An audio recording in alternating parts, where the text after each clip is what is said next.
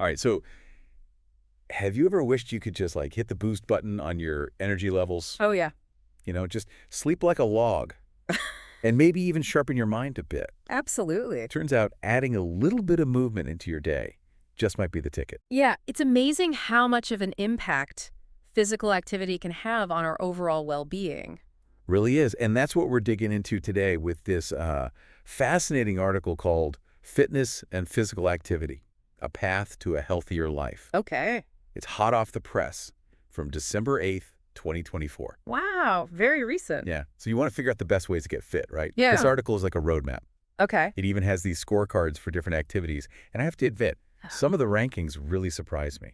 Interesting. We'll get to those a little bit later. Okay. But first, let's unpack what the article calls the 5 key aspects of fitness. Okay. Sounds good. So we've got cardiovascular fitness, Mm-hmm. strength training, flexibility, and mobility. That all makes sense. Mm-hmm. But then it also lists balance and coordination, Mm-hmm. A&D, mental well-being. Interesting. That last one really threw me for a loop. Yeah. I always thought of fitness as purely physical. Yeah, it's a common misconception, but think about it. Okay. Can you really push yourself physically if your mind isn't in the right place? That's a good point. If you're stressed, sleep-deprived, or struggling with focus, it's going to affect your workouts. Yeah, that makes sense. Yeah. So it's like the article mentions building a house on a shaky foundation. Okay. So if you're only focusing on, say, lifting weights, Mm-hmm. but neglecting things like flexibility or how you're mentally handling stress, Yeah. it's all going to crumble eventually. Exactly. And when all 5 aspects work together, you start seeing those amazing benefits everyone talks about. Okay. Like what? More energy, better sleep. Hold on. Tell me more about the sleep part. Okay. I'm the queen of tossing and turning. Oh, yeah.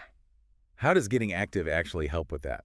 Well, regular exercise helps regulate your circadian rhythm, your body's natural sleep-wake cycle. Okay. It also helps reduce stress hormones like cortisol, which can interfere with sleep. So it's not just about being physically tired. It's about getting your body's internal clock in sync. Right. Fascinating. Yeah. All right, let's talk about those activity scorecards. Okay. I was looking through them and I was shocked to see that something like Tai Chi often ranks higher than going to the gym. Wow. I know, right? What's fascinating about the Tai Chi score is that it highlights how we sometimes underestimate the power of seemingly gentle activities. Oh, interesting. Even though the movements are slow and controlled, Tai Chi incorporates all 5 aspects of fitness. Oh, wow. You're working on your cardiovascular health, building strength through those held postures, improving flexibility and balance. And the mental aspect comes in through the focus and concentration Tai Chi requires. Absolutely. It's almost like moving meditation.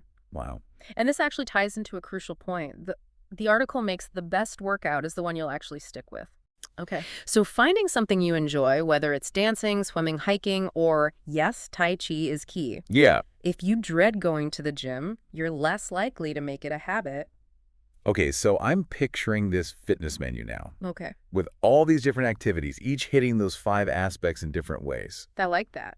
But realistically, how do we actually choose what to put on our plates, so to speak? That's where those scorecards can be really helpful. They give you a snapshot of how each activity stacks up in terms of the 5 key aspects of fitness. Okay. For example, if you're really looking to improve your cardiovascular health, you might prioritize activities that score high in that area, like running or swimming. So it's about identifying our personal goals and then using the scorecards to find activities that align with those goals. Exactly. And don't be afraid to experiment. Okay. You might be surprised at what you enjoy.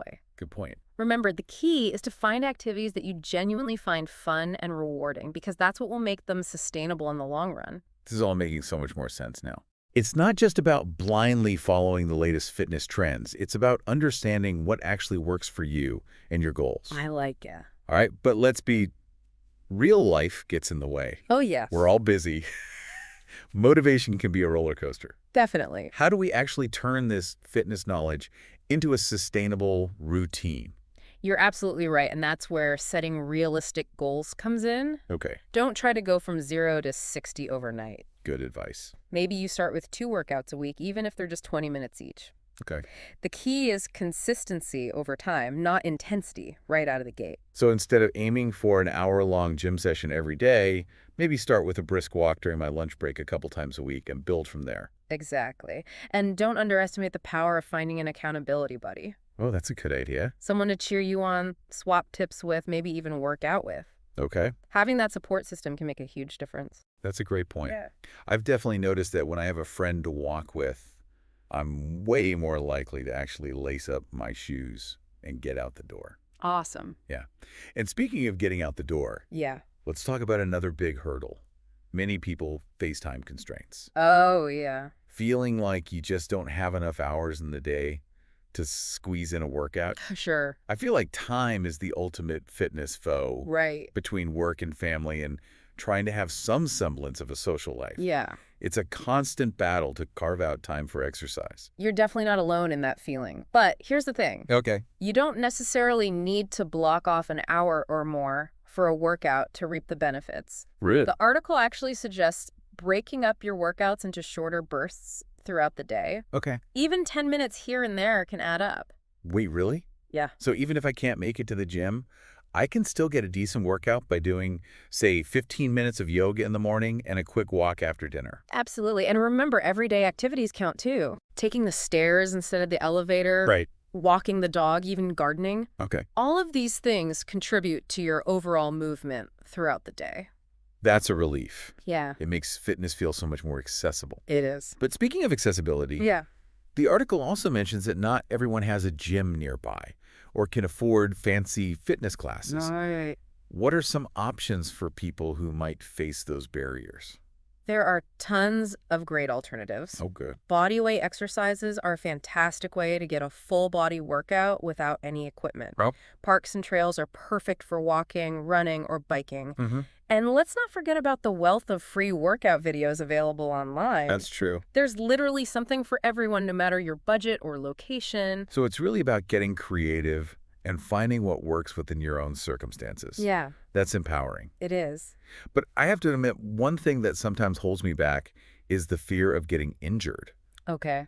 Feels like a catch-22. Ugh. I need to exercise to stay healthy, Right. but there's always that risk of hurting myself in the process. It's a valid concern, and that's why proper technique is so important. Okay. If you're new to an activity or using equipment you're not familiar with, seeking guidance from a qualified professional is always a good idea. A personal trainer can teach you the correct form and help you avoid injuries. And even if you're not a complete beginner, it's probably a good idea to check in with a trainer every now and then to make sure your form is still on point. Definitely. Better to be safe than sorry, right? Exactly. And don't hesitate to ask for modifications if something feels uncomfortable or painful. Okay. Listening to your body is crucial. Speaking of listening to our bodies, Yeah. there's another big challenge the article touches on that I think a lot of us can relate to: motivation. Oh, for sure. It's one thing to know that exercise is good for us, Right. but actually getting started and sticking with it can be a whole different ballgame. Motivation is often the key to success in any endeavor, and fitness is no exception.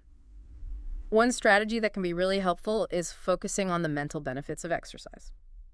Oh, We've talked about how it can improve sleep and reduce stress, right. but it also releases endorphins, which have mood-boosting effects. So it's not just about physical health. It's about feeling happier and more balanced overall. Exactly. Sometimes it helps to shift your perspective. Oh. Instead of viewing exercise as a chore or a punishment, try thinking of it as a gift. You're giving yourself a form of self-care. I love that. Yeah, It's like, hey, future me, I'm doing this for you because I care about your well-being. I like it.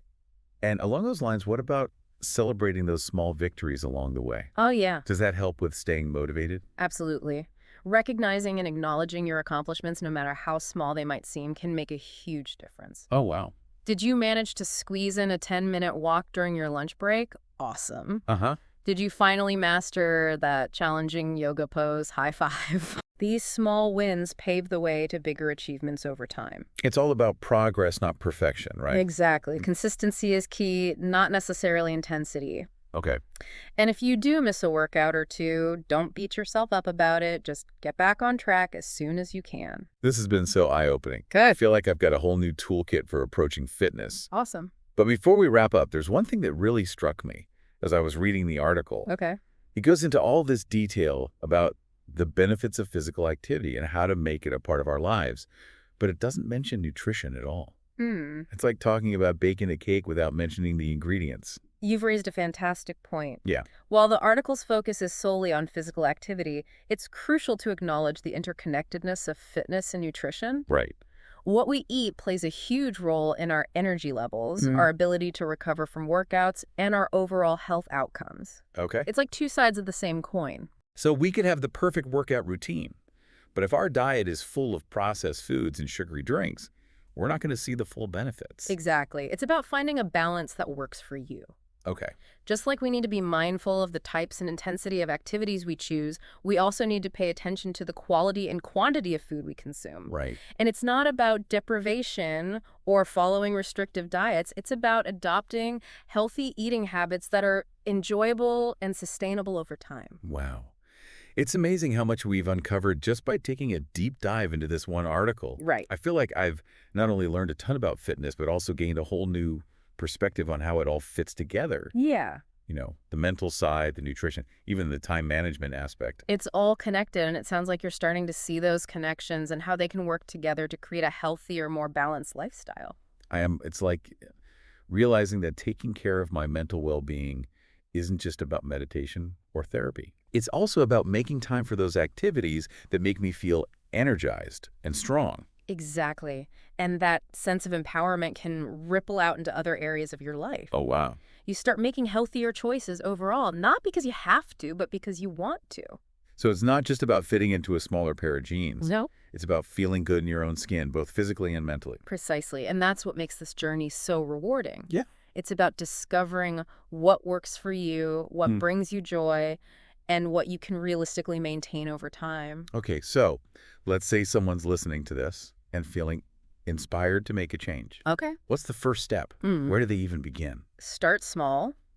Ask yourself, what's one thing I can do today to move my body in a way that feels good? All right. It could be a walk around the block, a few stretches before bed, or even just dancing around your living room to your favorite song. I love that. Yeah, It's about taking action no matter how small and building momentum from there. exactly. And remember, there's no one-size-fits-all approach to fitness. Right. What works for your best friend or your favorite influencer might not work for you, and that's okay. So it's all about experimenting, finding what we enjoy, and creating a routine that fits our own unique lives and goals. You got it. It's a personalized adventure, and the best part is that it's never too late to start. Well, this has been an incredible deep dive. It really has. I feel energized, informed, and ready to put all of this into practice. I would love to hear that. A huge thank you to you for guiding us through this with such clarity and expertise. It's been my pleasure, and remember, you're not alone on this journey. There are tons of resources, communities, and experts out there to support you every step of the way. So to everyone listening out there, we encourage you to keep exploring, keep moving, and keep discovering the incredible power of fitness and physical activity. And remember, every step you take, no matter how small, is a step in the right direction. That's it for our deep dive today. We'll be back soon with another fascinating topic. Until then, keep those questions coming and keep those bodies moving.